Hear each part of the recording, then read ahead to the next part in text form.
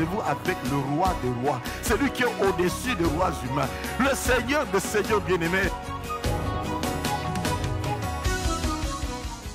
Nous acclamons le Seigneur et nous ouvrons nos Bibles directement dans Matthieu chapitre 6. En principe, on devait lire à partir du verset 30 jusqu'au verset 56, mais comme de 30 à 56 concerne les 3 premiers points qu'on avait déjà vus dans notre message, nous prenons alors à partir du verset 56 jusqu'au verset 75, mais croyez-moi, on va lire cela en kangourou, on ne va pas s'arrêter sur chaque verset. Donc 56 à 75, 75, pour ceux qui viennent de France. Vous connaissez très bien le contexte de ce passage. Jésus a passé 3 ans avec ses disciples et voilà qu'on va bientôt l'arrêter. Il connaît des trahisons d'une manière inacceptable. Judas qui va le trahir, le vendre 30 pièces d'argent. Pierre qui va le renier, etc. Et on va juste traverser cela pour que nous puissions voir que nous avons tous besoin de veiller sur nous-mêmes. Sinon, quand on ne veille pas, il y a des attitudes, des actions, des paroles, des comportements qui n'honorent pas Dieu. Et ça peut être très, très, très dangereux. Un est allé jusqu'à se pendre lui-même, vous avoir trahi le maître, mais l'autre va se repentir, notre ami Pierre. Nous lisons donc, verset 56, « Mais tout cela est arrivé afin que les écrits des prophètes fussent accomplis. Alors tous les disciples l'abandonnèrent et prirent la fuite. » Vous vous rendez compte? 3 ans avec Jésus, puis ils l'abandonnent et ils prennent la fuite. Ceux qui avaient, verset 57, saisi Jésus l'emmenèrent chez le souverain sacrificateur Caïphe, où les scribes et les anciens étaient assemblés. Pierre le suivit de loin. Soulignez cela. Jusqu'à la cour du souverain sacrificateur, il entra. Il s'assit avec les serviteurs pour voir comment cela finirait. Il suit de loin, il s'assit avec les serviteurs. Nous allons verset 65.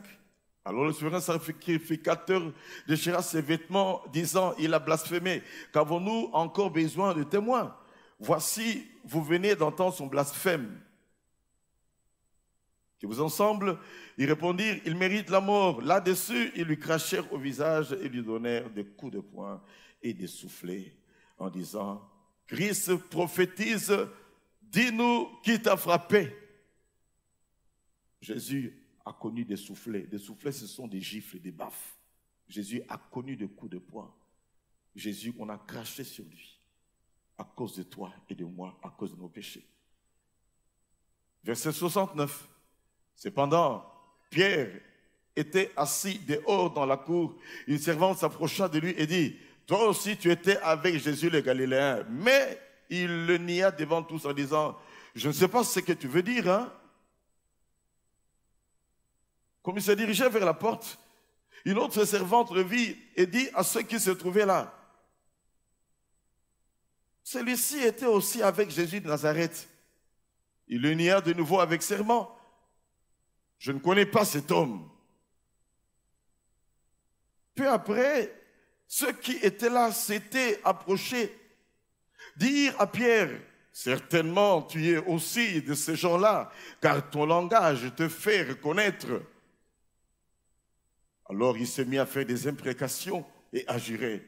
« Je ne connais pas cet homme. » Aussitôt le coq chanta.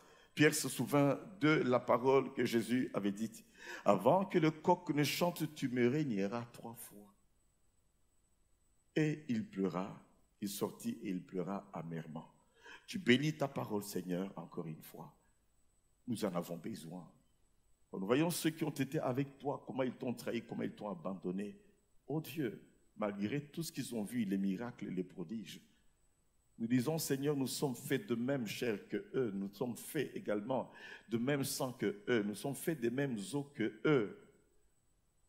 Père, si cela leur est arrivé, cela veut dire que ça peut risquer de nous arriver. C'est pour cela que nous te demandons de nous aider afin que nous puissions veiller dans notre marche avec toi. Soutiens-nous, Seigneur. Aide-nous, que nous veillions, afin de ne pas tomber dans les pièges que tes disciples proches ont eu à connaître. Aide-nous, Seigneur, par ton esprit. Aide-nous, Seigneur, à saisir ce que tu veux nous faire comprendre ce matin. Aide chacun d'entre nous, oh Dieu, qui est en train de chanceler, à revenir à toi, à s'accrocher à toi. Que ce message soit une bénédiction, Seigneur, pour chacun d'entre nous. Moi-même également, quand je ne suis pas encore arrivé, je suis encore dans ce corps de chair, oh Dieu. Je ne vis pas à 1 mètre du sol. Mes pieds touchent ce sol. Je ne peux prétendre, Seigneur mon Dieu, être immunisé, vacciné contre les tentations et le péché. Mais je peux compter sur toi, Seigneur mon Dieu. Et par ta grâce, je ferai ce que je préfère pour tenir toujours debout. Et toi, tu m'aideras. Là où tu vois que je suis dans des profondes faiblesses, tu m'aideras. Je te bénis, Seigneur, parce que tu viens au secours de ceux qui crient à toi. Bénis ta parole ce matin, au nom de Jésus, et nous disons Amen. Comme on le disait donc, bien-aimé, notre thème, chrétien, veille sur toi-même. Chrétien, veille sur toi-même.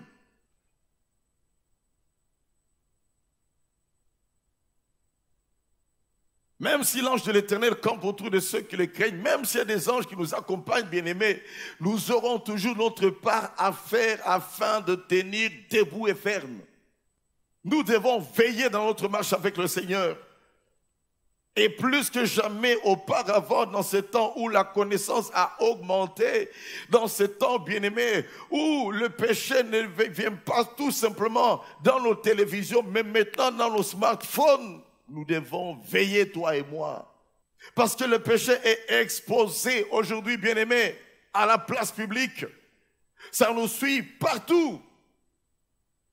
Satan rôde comme un lion rugissant, cherchant qui il va dévorer.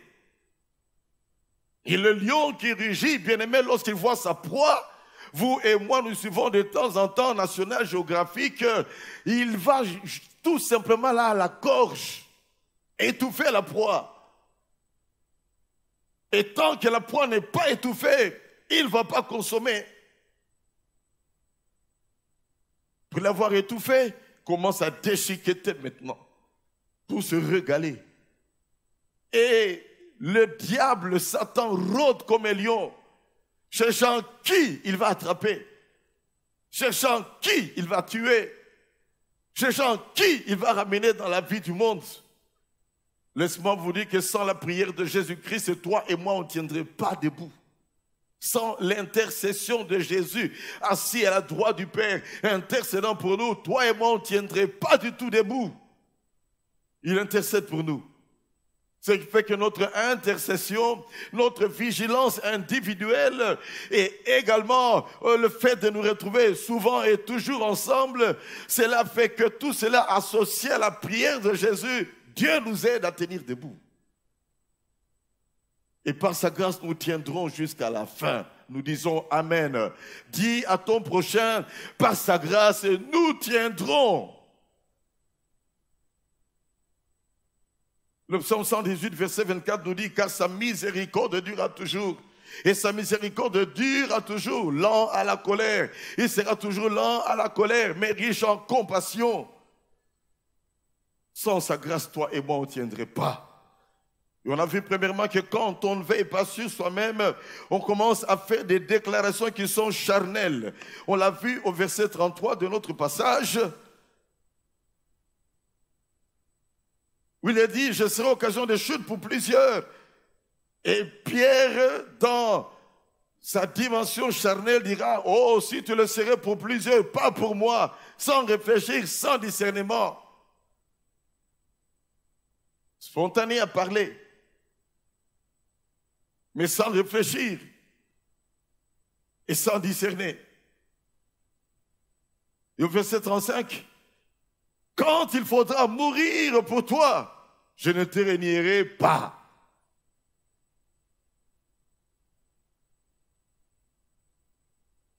Déclaration charnelle qui ne peut être dite, bien-aimé, que si on est rempli du Saint-Esprit, ce qui n'était pas son cas. Il avait cette vie sanguine, c'était quelqu'un de tellement spontané que pour un petit rien, il parlait trop vite.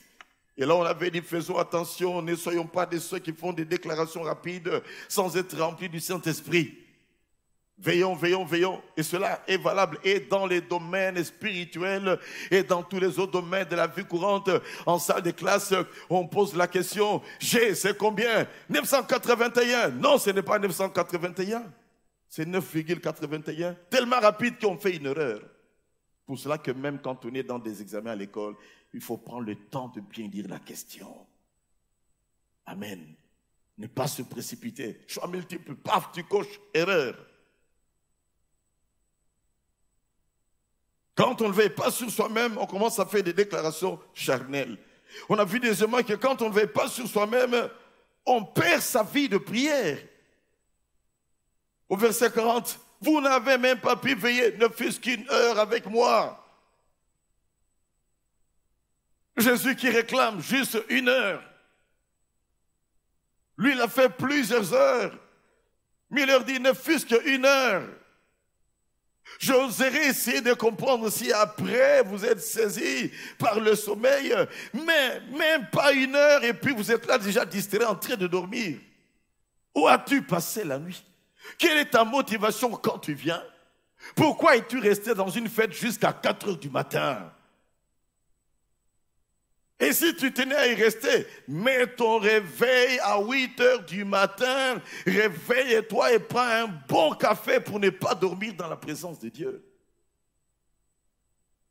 Parce que quand le Seigneur est en train de circuler pour pouvoir libérer les grâces et les faveurs, il te voit endormi, il passe. J'étais un jour dans un avion en train de voyager et je réalise que je dormais quand les repas étaient déjà donnés.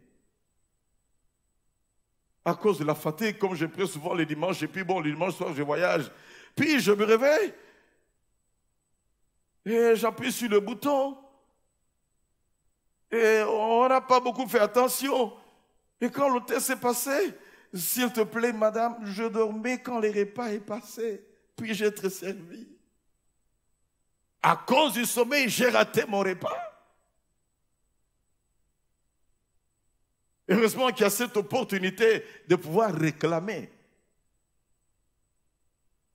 Mais sache que là, dans la prière, quand tu es en train de dormir, tu n'auras pas à réclamer. Amen, amen.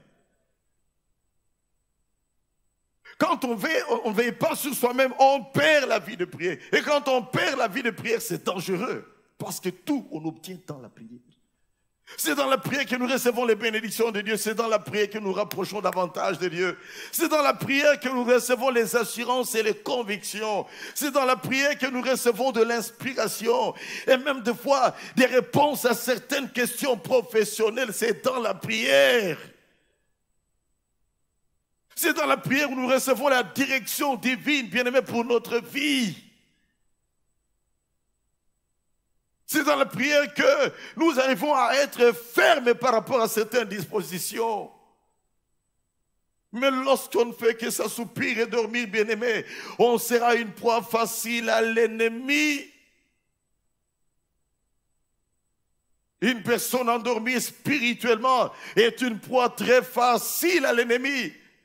Parce qu'on va à peine lui tendre, bien aimé, un appât. J'ai pêché le poisson, et pour attraper le poisson, on mettait un appât vers des terres sur la maison et on jetait dans l'eau. Le poisson venait bêtement parce qu'il ne sait pas réfléchir et il voit qu'il y a un ver de terre qui garnissait ce petit hameçon. Il avale le tout. Et lorsqu'il veut maintenant partir, nous sentons sur notre tige que le fil est en train d'être tiré. Cela veut dire que le poisson est déjà attrapé. Et pour qu'il puisse avaler très bien, nous laissons un peu maintenant le poisson continuer sa course et avaler bien. Et après, on sort le poisson. C'est comme ça que quand on ne veille pas, tu tombes dans des appâts faciles. On t'attrape, des attrapes nico. On t'attrape comme un poisson qu'on sort de l'eau. Veillons, bien-aimés, sur nous-mêmes et demeurons dans la prière. Et nous avions dit minimum 1 heure par jour. Minimum, strict minimum. Jésus lui-même l'a dit. C'est pas moi qui vous l'impose. Vous n'avez pas pu veiller ne fût-ce qu'1 heure. Croyez-moi, frères et sœurs, 1 heure par jour pour chaque membre de la parole du salut. Dieu te donnera des convictions, tu vas gagner des âmes, tu vas les amener ici, le balcon là-bas sera rempli. 1 heure par jour, Dieu te dira, mais ton voisin ne connaît pas le Seigneur. Tu passes tout le temps, invite-le, prends-le dans ta voiture. 1 heure par jour, le Seigneur va te donner des inspirations terribles. 1 heure. Tu n'as pas pu veiller. On a vu troisièmement que quand on ne veille pas sur soi-même, on commence à poser des actes qui sont charnels. Premier acte charnel, versets 47 à 49, trahison de Judas. Faux bisou de trahison. Et voilà, on attrape Jésus. Deuxième acte charnel, verset 51, Pierre qui va couper l'oreille du serviteur du souverain sacrificateur. Il ne sait plus veiller sur lui-même, devient charnel. Réaction charnelle, action charnelle. Jusqu'à faire du mal. Quand tu te bats au service, bien-aimé, lorsque tu commences à poser certains actes bizarres, crois-moi, c'est que tu ne veilles plus sur toi-même. Un enfant de Dieu, quelles que soient les circonstances qui arrivent dans sa vie, quelles que soient les nouvelles qu'il peut apprendre dans la vie, quels que soient les coups qu'on peut lui faire, dès qu'on lui apprend cela, doit être là, posé, calme et dire Seigneur, Seigneur, Seigneur, je te rends grâce, je pardonne, je bénis cette personne qui m'a fait cela. Donne-moi une bonne attitude, Seigneur, quand je verrai la personne, que je ne puisse pas avoir une réaction charnelle. Mais combien de fois il y a des réactions charnelles dans les couples, les papas qui frappent les mamans, les mamans qui giflent les papas qui frappent les enfants qui insultent les papas. Combien, bien-aimés, ces choses. Il y a même des patrons qui frappent leurs travailleurs. Et tu veux l'inviter un jour à l'église, il ne viendra jamais. Il dira, moi, venir prier, là, toi, tu me frappes. Quand je fais des petites gaffes. Troisième acte charnel, verset 56, tous les disciples l'abandonnèrent et prirent la fuite. Ils ont fui Jésus, ils l'ont laissé seul. 3 ans avec Jésus, et vers la fin, ils abandonnent Jésus, ils fuient. Quelle trahison. Nous passons au point 4 aujourd'hui. Quand on ne veille pas sur soi-même, on commence à suivre le Seigneur de loin. Au lieu d'être près de lui, on le suit de loin. On n'a plus de conviction à être près de lui. On a peur d'être près de lui. C'est l'image de ceux-là qui suivent le Seigneur bien-aimé sans conviction. Quand on n'est pas convaincu, c'est qu'on le suit de loin. Si tu es venu ce matin ici parce qu'on t'a forcé, tu es là toutefois, bien-aimé. C'est une des façons de suivre le Seigneur de loin.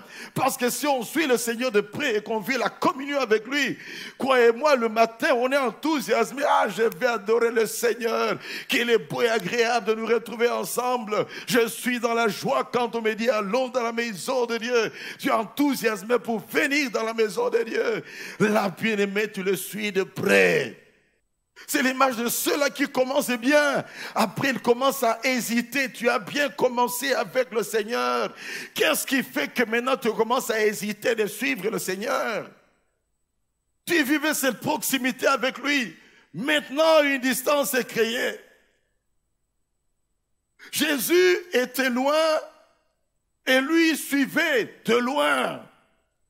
Par intermittence, il approche un peu. Il fait semblant qu'on ne puisse pas savoir qu'il est avec ce Jésus-là.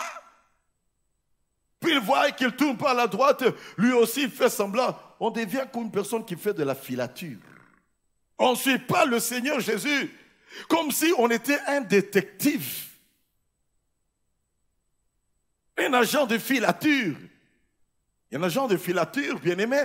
Tu peux être dans un restaurant. Il est là, dans un coin, maquillé peut-être. Il te voit, il fait semblant de te regarder. Il regarde par ici, mais avec ses lunettes noires, ses regards sont braqués vers toi. Tu es sorti pour aller même te soulager. Si tu passes par la porte là, lui passera par l'autre porte. Pour cela qu'ils sont toujours avec des lunettes fumées, pour qu'on ne voit pas la position des yeux. Il regarde en face, mais en réalité, il regarde à gauche. Il regarde à gauche, en réalité, il regarde à droite. Il regarde en face, en bas, mais en réalité, il regarde en haut. Je n'ai pas fait la formation, ne vous en faites pas.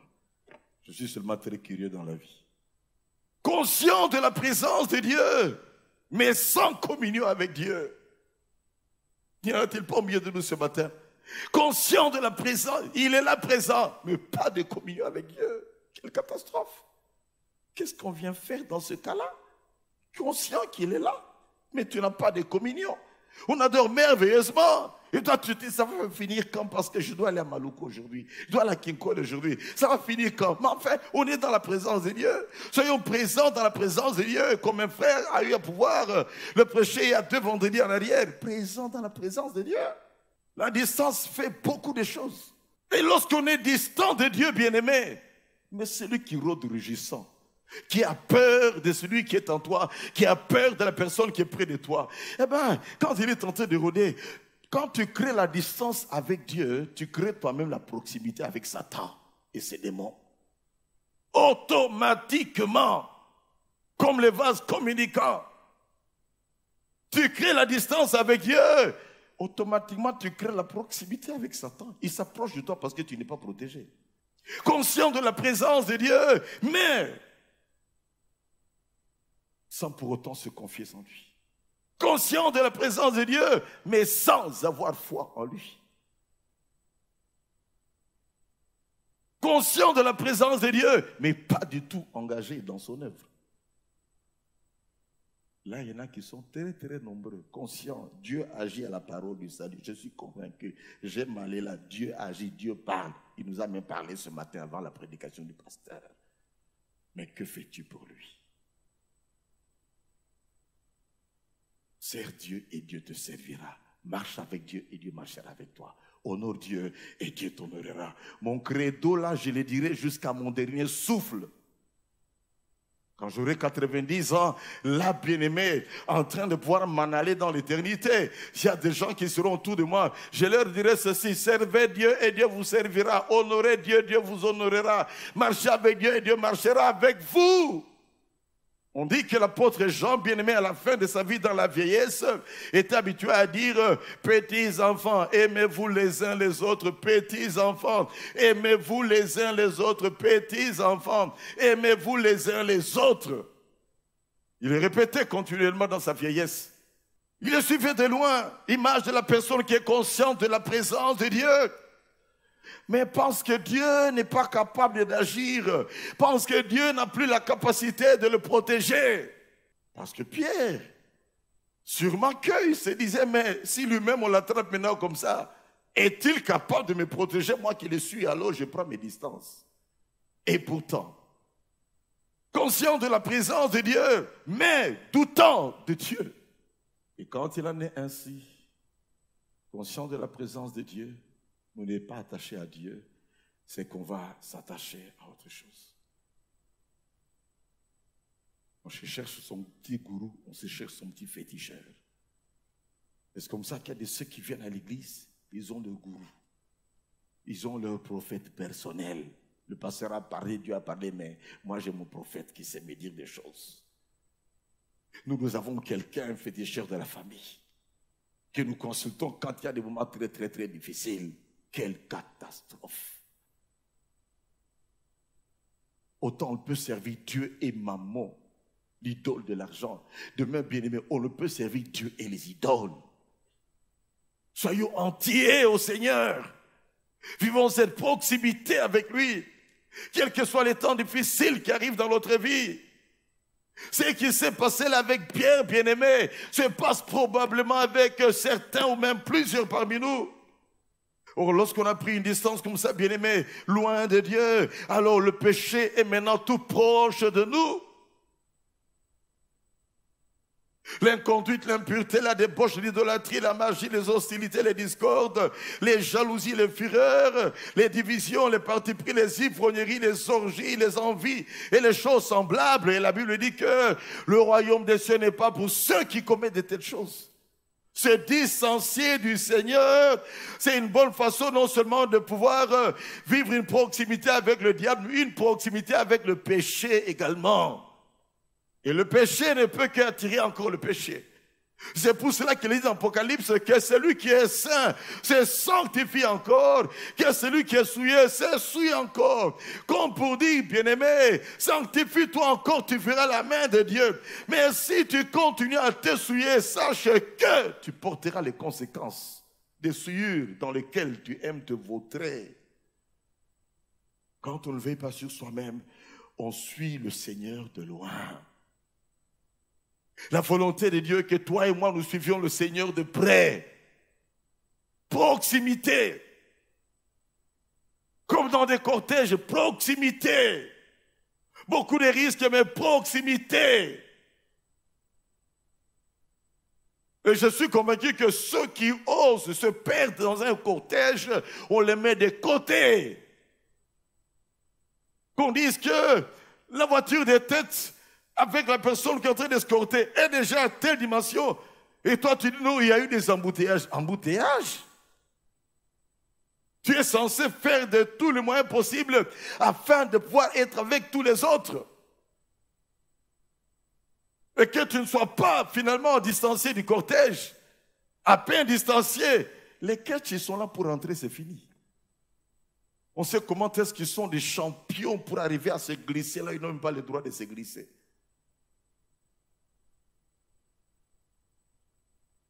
Quelles que soient les difficultés de la vie, la proximité avec le Seigneur, proche du Seigneur. Amen, amen. La présence du Seigneur. C'est ça notre assurance. La proximité avec Dieu. C'est ça qui nous rassure. Amen, amen. La proximité avec Dieu. C'est ça qui fait que les choses de la terre, bien-aimées, pâlissent dans nos vies. C'est ça qui fait qu'on ne vit plus pour l'argent. On ne vit plus, bien-aimé, pour avoir les titres et les postes. On ne vit plus, bien-aimé, pour les choses de ce monde. On vit pour le Seigneur. Il y en a qui vivent pour les aliments. Il y en a qui vivent pour les habillements. Il y en a qui vivent pour se faire voir. Orgueil. Quand on vit, bien-aimé, de cette façon-là, c'est que on suit le Seigneur à distance. Cinquièmement, quand on ne veille plus sur soi-même, on commence à cacher son identité. L'identité chrétienne. On le voit au verset 58. Il les a suivis jusque dans la cour du souverain sacrificateur. Il entra et fit semblant d'être avec les serviteurs. Il se met parmi les serviteurs, suivant toujours de loin, parvenu à s'infiltrer. Là où il y avait les serviteurs du souverain sacrificateur dans la cour, lui aussi il se met là. Cache son identité. Cache qu'il est disciple de Jésus. Cache, il ne veut pas qu'on puisse le détecter. Pierre, mais enfin, c'est comme si tu es un pied dedans, un pied dehors. Pierre, montre exactement que tu es disciple de Jésus. Comment tu peux jouer à ce jeu-là? Où tu suis de loin, d'une part tu aimes, mais d'autre part tu as peur de la mort. D'une part tu veux le suivre, mais d'autre part tu es prêt à pouvoir abandonner et fuir carrément. Ils avaient fui, mais bon, il revient, mais reviens, sois plein. Sois totalement dans le Seigneur. Sois entier dans le Seigneur. Sois entier pour le Seigneur Jésus. Sois entier pour l'œuvre de Dieu.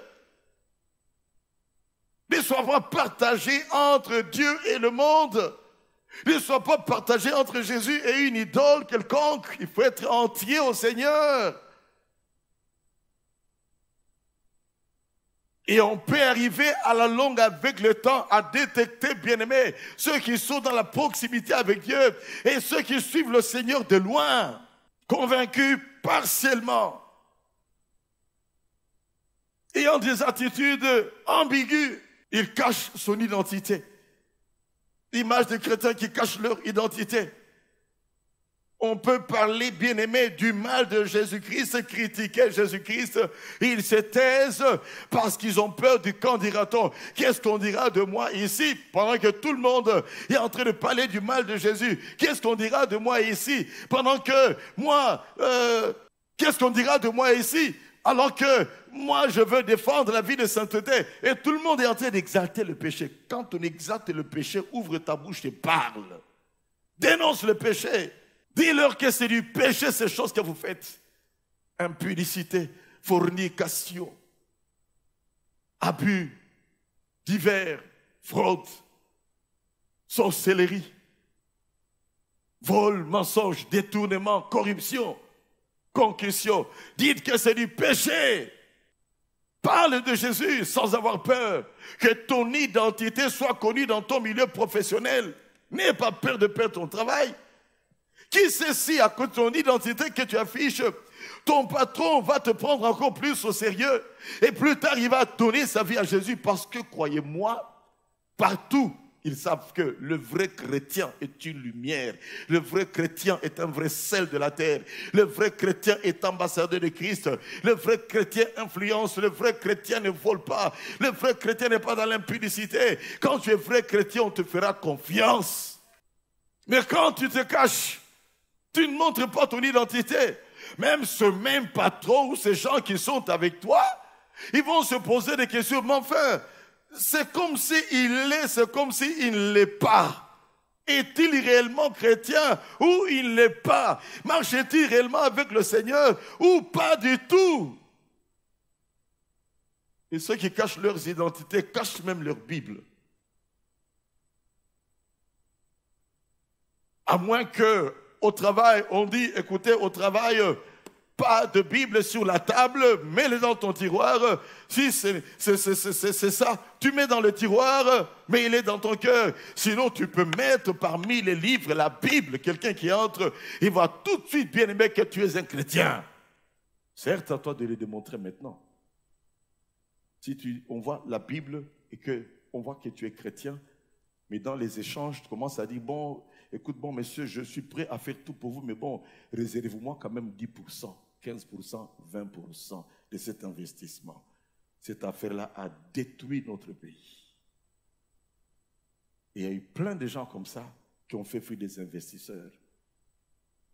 Je l'ai déjà dit si tu veux de la chair, j'avais croisé à l'aéroport un monsieur qui disait, je ne comprends pas, je viens pour investir, c'est pour donner du travail aux gens, c'est pour l'avancement de ce pays. Mais comment se fait-il qu'on peut commencer à me réclamer 10%, 15%, c'est pas possible.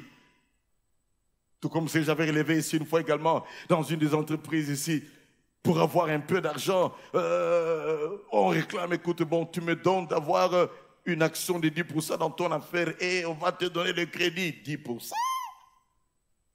Escroc.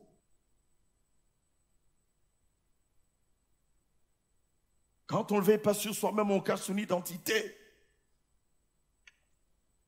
On commence à se sentir à l'aise parmi les païens. On a honte de témoigner à la place publique. On a honte de témoigner alors que l'opportunité est là, une personne est dans les besoins, il faut présenter Jésus. Subtilement, on se plonge dans les coutumes. Quand on ne sait plus défendre son identité, subtilement, on se plonge dans les traditions. Et on devient ainsi un faux ambassadeur de Christ. Un ambassadeur qui ne sait plus défendre, bien aimé, les intérêts de son pays n'est plus digne d'être un ambassadeur. Et dès qu'on détecte cela, rappelle, 24 heures, tu reviens pour consultation. Qu'est-ce qui se passe? Tu es là pour défendre les intérêts du pays, mais qu'est-ce qui se passe? Dans cette affaire-là, voilà ce qu'il fallait dire. Est-ce qu'on doit te l'apprendre? Tu nous as trahis. Tu n'es pas dit d'être ambassadeur. Retour aux affaires étrangères. On te donne un bureau sans fonction. Ou une fonction sans bureau. Tu déçois le Seigneur lorsque tu caches ton identité chrétienne. Où que nous soyons dans le sport, ne cachons pas notre identité. Et même quand c'est dans des milieux dangereux et qu'on doit être prudent comme des serpents, il y a toujours une façon de pouvoir bien aimer montrer son identité par la droiture, par la vérité, par la justice, par une bonne façon de faire les choses bien aimées, par l'organisation, par le savoir-faire, par les bonnes attitudes, par une bonne démonstration des aptitudes. Sans chercher à se vanter que voilà, moi je peux. Tu les fais dans l'humilité, puis on découvre. C'est une façon également de pouvoir bien aimer montrer son identité. L'humilité qui doit caractériser les enfants de Dieu. Affiches-tu toujours bien aimé ton identité? Là, c'est la grande question. pour chacun d'entre nous.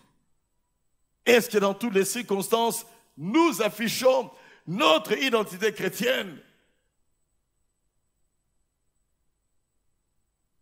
Par notre façon de parler, notre façon d'agir, où que nous soyons. Est-ce qu'on voit en nous des gens qui suivent le Seigneur de loin, ou alors nous sommes de ceux-là qui affichons notre identité chrétienne? Quel genre de musique est-ce que les gens du quartier entendent qui sortent de ta maison?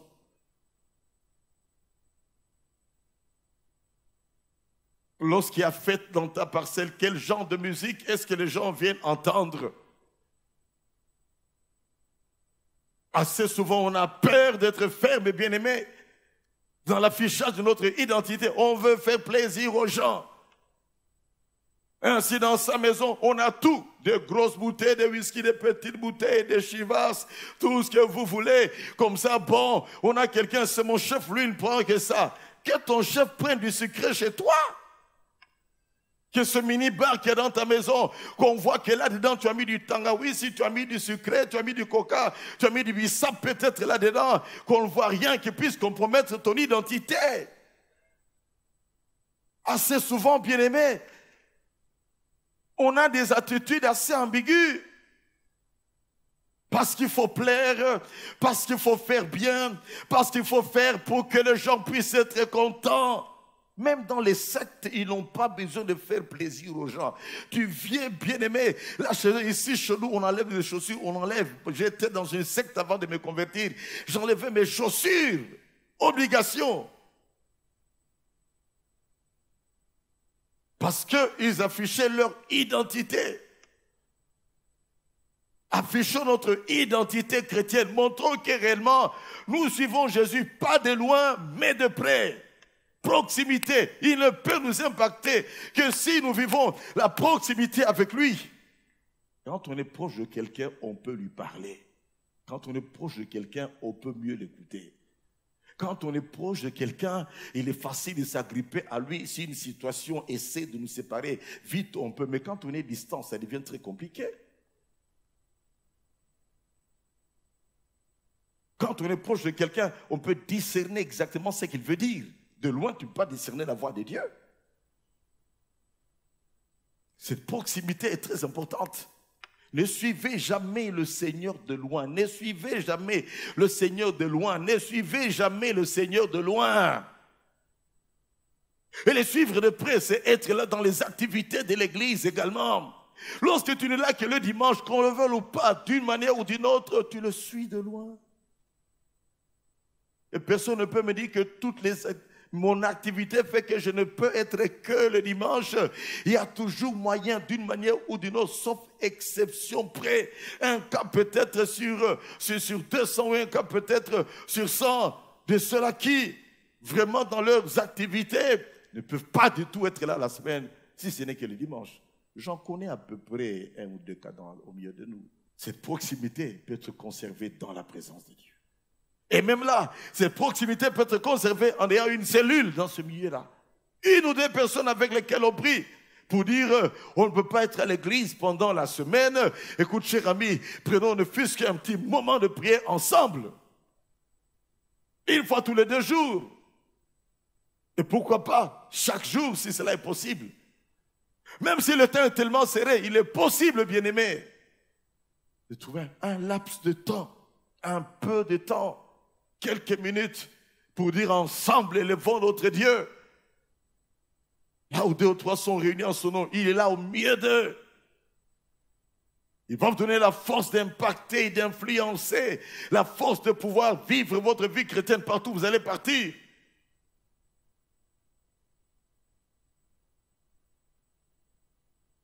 La proximité avec Dieu fera que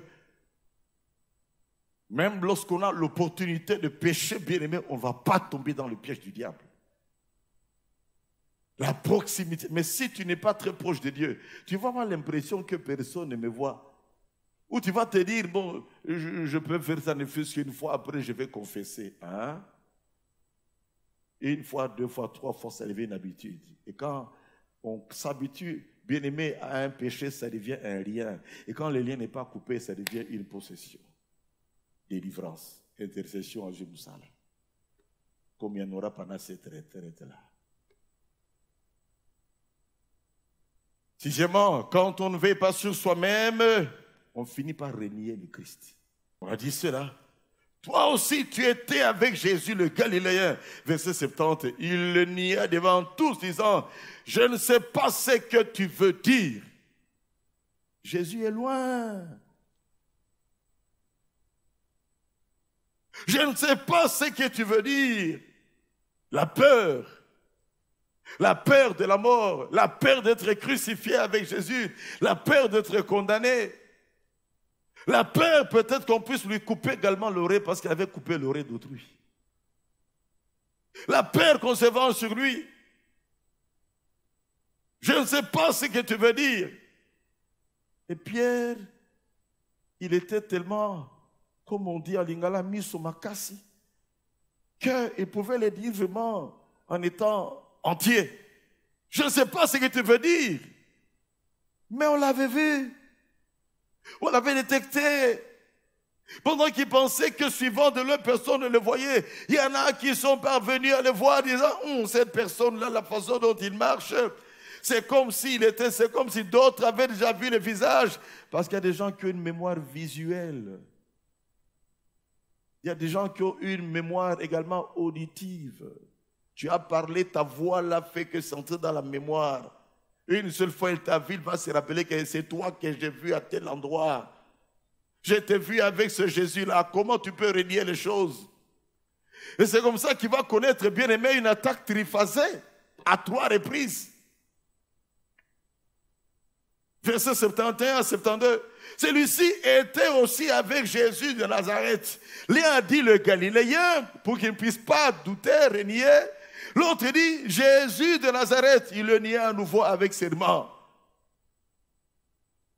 Au prix de mon doigt, au prix de ma tête, je ne connais pas du tout cet homme. Si je le connais, faites de moi tout ce que vous voulez faire de moi. Ah. Pourtant, Jésus lui avait dit, avant que le coq ne chante, tu me régneras 3 fois. Vous voyez que même lorsqu'on n'est plus dans la proximité avec Dieu, même notre mémoire perd un peu ses réflexes. Certains fichiers ne s'ouvrent pas comme il faut. Ils tombent dans l'oubli.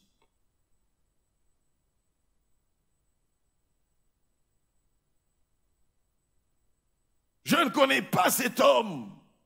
Verset 73. Certainement, c'est d'autres qui disent, tu es aussi de ces gens-là, car ton langage te fait reconnaître. Son langage, on a détecté son langage. Sa façon de parler. On reconnaît qu'il était avec Jésus. Verset 75. Il se mit à faire des imprécations et à jurer. Je vous le jure, je vous le jure, je vous le jure. Je ne connais pas du tout cet homme. Je vous le jure. Et le coq chanta. Et là, la voix du coq va faire en sorte qu'il va se rappeler de la voix du Seigneur. L'ânesse de Balaam avait parlé. Mais là, c'est le coq qui va chanter. Et Pierre est comme au coin du mur. Devenu tellement charnel, il renie le maître. Et là, c'est le dernier avertissement du Seigneur. Fais attention. Comme pour dire, si l'autre va se pendre, toi, on ne sait pas ce que tu vas te faire toi-même. S'il avait osé tout simplement partir et oublier totalement le Seigneur, on ne sait pas ce que Pierre serait devenu. Quand on ne veille pas sur soi-même, on finit par renier le maître. Pas seulement par des attitudes, mais finalement même par des paroles. Est-ce qu'il t'est déjà arrivé de renier le maître? Je veux te dire ceci, il t'aime encore. Il t'aime encore. Et il te dit ce matin, reviens à moi. Reviens comme le fils prodigue est revenu à moi. Le fils prodigue qui m'a abandonné, qui est parti, qui a tout dilapidé, il est revenu. Je l'ai accepté à nouveau. Le coq chanta, il pleura amèrement. C'est une des repentances sincères. Et dans les repentances sincères, crois-moi, on pleure, on pleure, on pleure. Ça coule de partout. Des yeux, du nez, de la bouche. Ça coule de partout. On bave quand on se répand sincèrement. Je peux voir des séquences dans ma vie, bien-aimé, où le Seigneur pouvait remuer mon cœur. Je pleure, je pleure, je pleure. Et le plus amèrement possible où j'ai eu à pouvoir pleurer, c'est lorsque j'étais en formation à l'école biblique et que le Saint-Esprit a commencé à remuer toutes mes bévues, toutes mes bêtises de la vie passée, me poussant en disant, va maintenant voir ton responsable est là. Tu n'as rien fait de mal ici, mais je veux que ces choses qui étaient tellement cachées en toi soient mises à nu, que ces choses ténébreuses soient mises à nu, afin que tout ce qui est ténèbres devienne lumière en toi, et que tu puisses bien avancer pour que Satan ne puisse jamais te culpabiliser. Et quand il essaiera de te culpabiliser, tu lui diras, j'avais confessé déjà devant Dieu, j'en ai parlé également devant les hommes de Dieu, Satan va tant loin de moi au nom de Jésus. Je vous assure que j'ai bavé. J'avais pris du temps de prier. Oh, le Seigneur est en train de nous chauffer. Vous savez, quand on est en train de faire la forge est une opération où on veut former un métal en le faisant passer par la chaleur. Ça devient rouge, totalement rouge, malléable. Comme ça, on peut frapper, donner la forme bien aimée à ce métal. Et après, pour que ça durcisse, on va le plonger rapidement dans l'huile froide ou bien dans de l'eau froide pour que ça soit trempé et que ça soit très dur, l'opération de la trempe. Mécanique. Oh, Dieu me chauffait dans la prière, me chauffait. C'est pour cela que quand tu as tellement prié, tu n'as plus honte d'exposer ton péché. Tu n'as plus honte d'aller confesser devant quelqu'un. J'ai fait ça. Pourquoi? Parce que le Seigneur t'a forgé. Il t'a chauffé, il t'a martelé. Tu n'as pas peur de pouvoir, bien-aimé, être à nu devant les hommes. Je veux dire donc s'exposer. Et quand on est vraiment sincère avec soi-même, avec Dieu et avec également les responsables, après on ne va pas s'occuper, qu'est-ce que j'ai fait? Non, au contraire, personnellement, j'ai beaucoup de respect et de considération vis-à-vis de ces gens qui ont pu m'avouer leurs bévues, leurs bêtises. Pasteur, je t'informe, je suis tombé avec ce fiancé-là. Mon cœur est culpabilisé.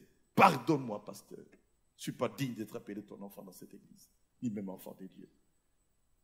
Et je vois ça, loin de moi de dire, ah, toi aussi vraiment, comment est-ce que toi, à ton niveau, tu peux? Si tu veux fléchir le cœur d'un pasteur, viens t'humilier tout simplement.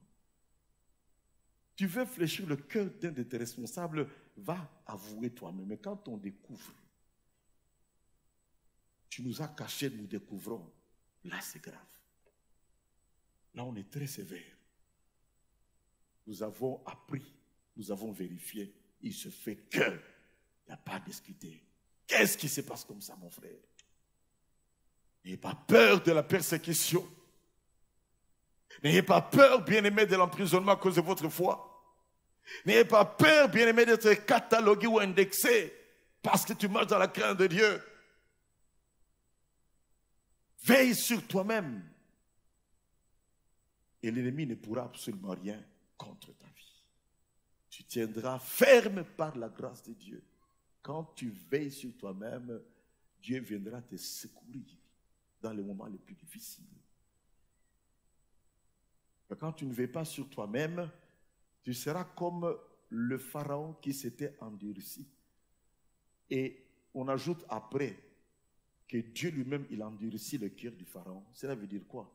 Ce n'est pas que Dieu a endurci son cœur, mais Dieu l'a lâché pour dire, bon, je t'ai donné des opportunités. J'ai fait tomber les plaies.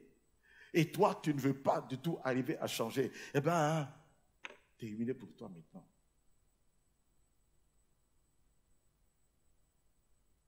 Veille sur toi-même. Parce que quand on ne veille pas, on finit comme Judas. Le coq chanta, il pleura amèrement. Signe de repentance sincère, vraie et profonde. Récapitulons tout ce qu'on a vu, parce que cette petite série, on l'a terminée. Quand on ne veille pas sur soi-même, on commence à faire des déclarations charnelles. Quand on ne veille pas sur soi-même, bien-aimé, on perd sa vie de prière. Quand on ne veille pas sur soi-même, on commence à poser des actes qui sont charnels. Quand on ne veille pas sur soi-même, on commence à suivre le Seigneur de loin. Quand on ne veille pas sur soi-même, bien-aimé, on finit par renier le Seigneur. Quand on ne veille pas sur soi-même, on finit par se pendre. Ce n'est pas Dieu qui va te pendre, mais tu vas te pendre toi-même. Que Dieu nous aide à veiller sur nous-mêmes. Et plus que jamais, nous devons veiller. Toi et moi, mon frère, ma soeur, nos familles, toute l'église, tout le corps de Christ. Nous courbons nos têtes dans la prière. Merci Jésus. Nous courbons nos têtes dans la prière. Veille sur toi-même. Veille sur toi-même. Mais ne peut veiller sur soi-même que la personne qui a déjà donné sa vie à Jésus. Si tu n'es pas à Jésus, tu ne sauras pas veiller sur toi-même. C'est lui qui nous donne la capacité de veiller sur nous-mêmes. Tu n'as pas donné ta vie à Jésus, tu n'as pas accepté Jésus comme Sauveur et Seigneur. Tu ne sauras pas veiller sur toi-même. Et crois-moi, tu tombes tout le temps dans le péché, tout en fréquentant l'église. Tout le temps, tu tombes dans le péché, dans le mensonge. Tu te dis chrétien, mais en réalité, tu ne mènes pas, tu n'as pas donné ta vie à Jésus. C'est pour cela que tu ne fais que tomber. Au point que les gens ne croient pas en toi, ne croient pas dans ta foi. Tu ne peux veiller sur toi-même que si tu as donné ta vie à Jésus. Qui veulent donner leur vie à Jésus ce matin, fatigués de tout un tas de choses dans ce monde, fatigués des voies non recommandables, fatigués des sectes, fatigués des loges mystiques, fatigués des fétiches, fatigués des diverses pratiques, fatigués des traditions. Et tu ne fais que naviguer dans ces choses-là. Fatigué de la sorcellerie pour avoir le pouvoir, la sorcellerie pour dominer, la sorcellerie pour avoir la promotion. Qui veut lever sa main maintenant pour dire « Je donne ma vie à Jésus aujourd'hui » Y a-t-il le tout premier courageux qui va dire « Je décide de donner ma vie à Jésus parce que ma vie est comme Pierre. Pierre qui a régné, Pierre qui était loin. Je comprends que parce que je ne connais pas Jésus, je n'arrive pas moi-même à veiller sur moi. » Mettez-vous spontanément debout, s'il vous plaît.